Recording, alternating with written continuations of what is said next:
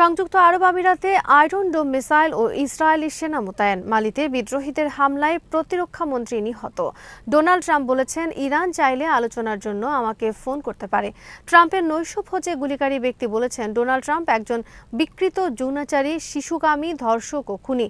তেল সংকটে বিশ্বে বাড়ছে গ্রিন এনার্জির চাহিদা, লাভবান চীন। রিভিউজ ইনফোটেনমেন্টে স্বাগত জানাচ্ছি আমি সুস্মিতা দাস।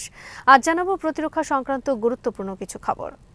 ইরান যুদ্ধের সময় সংযুক্ত আরব আমিরাতকে রক্ষা করতে ইসরায়েল তাদের আয়রন ডোম মিসাইল সিস্টেম এবং সেনা মোতায়েন করেছে। এছাড়া উপসাগরীয় দেশগুলোকে ইরানের হামলা থেকে রক্ষা করতে ইসরায়েলের বিমান বাহিনী বিশেষ ভূমিকা পালন করেছে।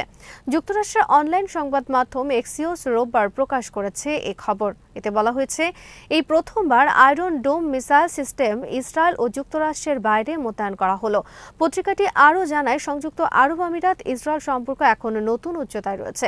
প্রতিবেদনে বলা হয়েছে, ইরানের সাথে যুদ্ধের শুরুতে ইসরায়েল সংযুক্ত আরব আমিরাতে একটি আয়রন ডোম ব্যাটারি মোতায়েন করে এবং এটি পরিচালনার জন্য কয়েক ডজন সৈন্য পাঠায়।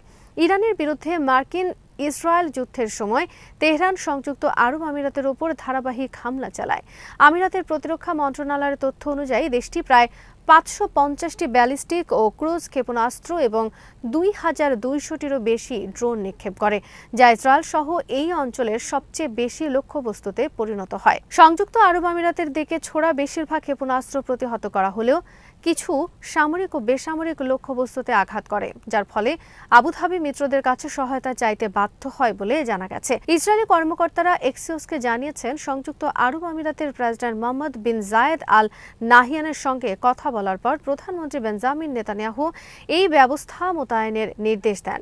বলা হয়, এই ব্যবস্থাটি কয়েক ডজন ইরানি ক্ষেপণাস্ত্র প্রতিহত করেছে। ২০২০ সালের আব্রাম চুক্তির মাধ্যমে ইসরায়েলকে স্বীকৃতি দেয় সংযুক্ত আরব আমিরাত। ২৮ ফেব্রুয়ারি যুদ্ধ শুরু হওয়ার পর থেকে ইসরায়েলি এবং আমিরাতি কর্মকর্তারা বলেছেন যে দুই দেশ ঘনিষ্ঠ সামরিক ও রাজনৈতিক সমন্বয়ে কাজ করছে।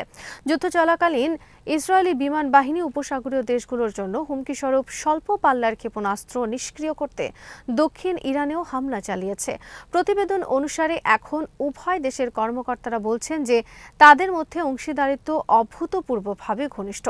এক্সিওস জানিয়েছে, সংযুক্ত আরব আমিরাতে ইসরায়েলি সৈন্যদের প্রবেশের অনুমতি দেওয়া সেখানে রাজনৈতিকভাবে সংবেদনশীল হতে পারে, কিন্তু প্রতিবেদনে উদ্ধৃত একজন ঊর্ধ্বতন আমিরাতি কর্মকর্তা বলেছেন, যুদ্ধের সময় ইসরায়েলের দেওয়া সহায়তা সংযুক্ত আরব আমিরাত ভুলে যাবে না। আরেকজন আমিরাতি কর্মকর্তাও যুদ্ধের সময় সাহায্য করার জন্য যুক্তরাষ্ট্র, ফ্রান্স, যুক্তরাজ্য, ইতালি এবং অস্ট্রেলিয়ার প্রশংসা করেছেন। যুক্তরাষ্ট্রের প্রেসিডেন্ট ডোনাল্ড ট্রাম্প রোববার বলেছেন, ইরান চাইলে আলোচনার জন্য আমাদের কাছে ফোন করতে পারে অথবা আমাদের কাছে আসতে পারে। ফক্স নিউজের দ্য সানডে ব্রিফিং অনুষ্ঠানে দেওয়া এক সাক্ষাৎকারে তিনি কথা বলেন। সাক্ষাৎকারে ট্রাম্প বলেন, ইরানের সঙ্গে এই যুদ্ধ খুব শিগগির শেষ হবে এবং এই যুদ্ধে যুক্তরাষ্ট্রই বিজয়ী হবে। যুক্তরাষ্ট্র ও ইরানের মধ্যে চলমান আলোচনার গতি প্রকৃতি নিয়ে এখনও রহস্য কাটছে না। পাকিস্তানের মাধ্যমে পরোক্ষভাবে এই কূটনৈতিক তৎপরতা চললেও বিষয়টিকে অত্যন্ত গোপন রাখা হচ্ছে। সংশ্লিষ্ট দেশগুলো বিস্তারিত তথ্য প্রকাশ না করায় আলোচনার মূল কাঠামো নিয়ে এখনও ধোঁয়াশা রয়ে গেছে। আল জাজিরার খবরে বলা হয়েছে, অধিকাংশ আলোচনা পর্দার অন্তরালে ঘটছে। ইরান তাদের বার্তা পাকিস্তানের কাছে পৌঁছে দিচ্ছে এবং পাকিস্তান সেই বার্তা ওয়াশিংটনকে অবহিত করছে। একইভাবে ওয়াশিংটনও ইরানের কাছে কোনো বার্তা পাঠাতে চাইলে পাকিস্তানের মাধ্যমেই যোগাযোগ করছে। অর্থাৎ এখন পর্যন্ত মধ্যস্থতাকারী হিসেবে পাকিস্তানের মাধ্যমে পরোক্ষ যোগাযোগই বজায় রয়েছে। এদিকে ইরানের পররাষ্ট্রমন্ত্রী আব্বাস আরাকচি রোববার পাকিস্তান সফর শেষে মস্কো পৌঁছেছেন। আব্বাস আরাকচি শুক্রবার রাতে পাকিস্তানে যান। শনিবার দিনভর তিনি পাকিস্তানের ঊর্ধ্বতন নেতাদের সঙ্গে আলোচনা করেন। এরপর শনিবার ওমান যান। রোববার ওমান থেকে আবার পাকিস্তান যান, কিন্তু রোববারই আবার সংক্ষিপ্ত সফর শেষে পাকিস্তান ত্যাগ করেন তিনি। এর মাধ্যমে তিনি কাতার, সৌদি আরব, মিশর, তুরস্ক, ফ্রান্সের পররাষ্ট্রমন্ত্রীদের সঙ্গে টেলিফোনে আলোচনা করেন যুদ্ধ পরিস্থিতি নিয়ে। প্রকাশিত খবরে বলা হয়েছে, ইরানের পক্ষ থেকে তাদের দাবি লিখিত আকারে পাকিস্তানের কাছে দেওয়া হয়েছে যুক্তরাষ্ট্রের কাছে পৌঁছানোর জন্য। টাইমস অফ ইসরায়েলের খবরে বলা হয়েছে, ইরান সর্বশেষ প্রস্তাব দিয়েছে পারমাণবিক কর্মসূচি সংক্রান্ত আলোচনা স্থগিত রেখে কেবলমাত্র হরমুজ প্রণালী খোলার বিষয় নিয়ে আলোচনা করার জন্য। নৈশভোজে গুলি চালানো ব্যক্তি ডোনাল্ড ট্রাম্পকে একজন বিকৃত যৌনাচারী, শিশুকামী, ধর্ষক, খুনি হিসেবে আখ্যায়িত করেছেন। গুলি চালানোর আগে তিনি তার পরিচিতদের কাছে পাঠানো এক বার্তায় ডোনাল্ড ট্রাম্পকে গাজা ও ইরানের শিশু হত্যাকারী হিসেবেও আখ্যায়িত করেছেন। আন্তর্জাতিক বিভিন্ন গণমাধ্যমে ছড়িয়ে পড়েছে তার এই বক্তব্য। ডোনাল্ড ট্রাম্প তাকে একজন অসুস্থ ও খ্রিস্টান বিদ্বেষী ব্যক্তি হিসেবে আখ্যায়িত করেছেন। নৈশভোজ অনুষ্ঠানে গুলি চালানো অভিযুক্ত ব্যক্তির নাম কোল টমাস অ্যালেন। হোয়াইট হাউস এ তথ্য জানিয়েছে সংবাদ মাধ্যমকে। 31 বছর বয়সী টমাস লস অ্যাঞ্জেলেসের দক্ষিণ পশ্চিম শহরতলি টরেন্সের বাসিন্দা। বিবিসির সহযোগী প্রতিষ্ঠান সিবিএস নিউজ জানিয়েছে, অ্যালেন নামকরা শিক্ষা প্রতিষ্ঠান ক্যালিফোর্নিয়ার ইনস্টিটিউট অফ টেকনোলজি থেকে স্নাতক শেষ করার পর টরেন্সের শিক্ষক হিসেবে কর্মরত ছিলেন। পুলিশ জানিয়েছে, যেই ওয়াশিংটন হিলটন হোটেলে নৈশভোজ চলছিল, অ্যালেন সেখানে একজন অতিথি হিসেবে ছিলেন। তার কাছে বন্দুক ও ছুরিসহ একাধিক অস্ত্র ছিল। গুলির এই ঘটনার পর অ্যালেন এখন হাসপাতালে চিকিৎসাধীন রয়েছে। তার বিরুদ্ধে আনুষ্ঠানিকভাবে সোমবার আদালতে অভিযোগ আনা হবে বলে ধারণা করা হচ্ছে। হোয়াইট হাউস থেকে বলা হয়েছে, ডোনাল্ড ট্রাম্প ও তার মন্ত্রীদের হত্যা করতে চেয়েছিলেন অ্যালেন। হরমুজ প্রণালী পুনরায় খুলে দেওয়া হলেও বিশ্ব তেলের বাজার আগের অবস্থায় ফিরতে বেশ কয়েক মাস সময় লাগবে বলে জানিয়েছেন রাশিয়ার উপপ্রধানমন্ত্রী আলেকজান্ডার নোভাক। রুশ সম্প্রচার মাধ্যম ভিজিটিআরকে দেওয়া এক সাক্ষাৎকারে তিনি এই পূর্বাভাস দেন। আলেকজান্ডার নোভাক বলেন, মধ্যপ্রাচ্যের বর্তমান সংকটের ফলে বিশ্ববাজারে জ্বালানি সম্পদের বড় ধরনের ঘাটতি তৈরি হয়েছে। এই সংকট এতই গভীর যে স্বল্প সময়ের মধ্যে তা কাটিয়ে ওঠা সহজ হবে না।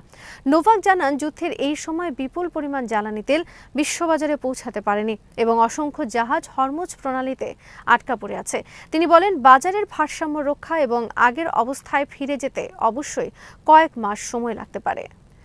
ইরান যুদ্ধের কারণে বিশ্ব জনপ্রিয় হয়ে উঠছে পরিবেশ বান্ধব জ্বালানি। এতে সবচেয়ে বেশি লাভবান হতে যাচ্ছে চীন, কারণ গ্রিন এনার্জির ক্ষেত্রে বিশ্বে এখন শীর্ষ দেশ চীন। ইরান যুদ্ধের কারণে তেল সংকটে পড়া দেশগুলো এখন জ্বালানির জন্য মরিয়া হয়ে উঠছে। অনেকেই বিকল্প জ্বালানির দিকে ঝুঁকছে। এক্ষেত্রে তাদের প্রথম পছন্দ বিশ্বের নবায়নযোগ্য জ্বালানির রাজা চীন। জ্বালানি গবেষণা প্রতিষ্ঠান অ্যাম্বারের মতে, মার্চ মাসে চীনের সৌর প্রযুক্তি, ব্যাটারি এবং বৈদ্যুতিক গাড়ির রফতানি রেকর্ড উচ্চতায় পৌঁছেছে। বৃহত্তম বৈদ্যুতিক যানবাহন, বায়ো টারবাইন এবং সৌর প্যানেল প্রস্তুতকারক হিসেবে চীন বিশ্বের 1 নম্বর দেশ। এম্বার এর প্রতিবেদনে বলা হয়েছে, চীন মার্চ মাসে 68 গিগাওয়াট সৌর প্রযুক্তি রপ্তানি করেছে, যা অগাস্টে স্থাপিত পূর্ববর্তী রেকর্ডকে 50% ছাড়িয়ে গেছে। থিঙ্ক ট্যাঙ্কটির মতে 50টি দেশ চীনা সৌর আমদানির ক্ষেত্রে নতুন রেকর্ড স্থাপন করেছে, যার মধ্যে সবচেয়ে উল্লেখযোগ্য প্রবৃদ্ধি এসেছে এশিয়া ও আফ্রিকার উদীয়মান বাজারগুলো থেকে, যেগুলো জ্বালানি সংকটে সবচেয়ে বেশি ক্ষতিগ্রস্ত হয়েছে। মালিতে বিদ্রোহী বাহিনীর হামলায় নিহত হয়েছেন দেশটির প্রতিরক্ষামন্ত্রী জেনারেল সাদিও কামারা। গোটা মালি জুড়ে শনিবার সমন্বিত হামলা চালায় আল কায়দা ও তাদের সঙ্গে ঘনিষ্ঠ কয়েকটি বিদ্রোহী বাহিনী। বিচ্ছিন্নতাবাদী আজাওয়াদ লিবারেশন ফ্রন্ট FLA জানিয়েছে, উত্তরে রুশ ভাড়াটে সৈন্যরা 2 দিনের সংঘর্ষের পর কিদাল থেকে সরে যেতে সম্মত হয়েছে। বছরের পর বছর ধরে মালি আল কায়দা, ইসলামিক স্টেট এবং FLA এর বিদ্রোহে জর্জরিত। মালির উত্তরে বিচ্ছিন্ন তুয়ারেক জাতিগোষ্ঠী আলাদা রাষ্ট্র প্রতিষ্ঠা করতে চায়। FLA এর একজন ফিল্ড কমান্ডার শনিবার বিবিসিকে বলেছেন, আমাদের এখন প্রধান লক্ষ্য হলো গাও নিয়ন্ত্রণ করা এবং তারপর টিম্বুকটু দখল করা সহজ হবে। শনিবারের হামলায় রাজধানীতে প্রতিরক্ষামন্ত্রী কামারার সঙ্গে তার পরিবারের আরও 3 সদস্য নিহত হয়েছেন। সরকারি মুখপাত্র ইসা উসমান কুলিবালি রবিবার সন্ধ্যায় বলেন, বিস্ফোরক বোঝাই একটি গাড়ি মন্ত্রীর বাসভবনের লক্ষ্য করে উড়িয়ে দেওয়া হয়েছে। এতে কামরা নিহত হন। আজ এখানেই শেষ করছি। সমরাস্ত্র, প্রতিরক্ষা ও কূটনীতির নানা তথ্য জানতে চোখ রাখুন বিডিভিউজ ইনফোটেইনমেন্টে। চ্যানেলটি ভালো লাগলে সাবস্ক্রাইব করুন। সংযুক্ত থাকুন আমাদের ফেসবুক পেজে।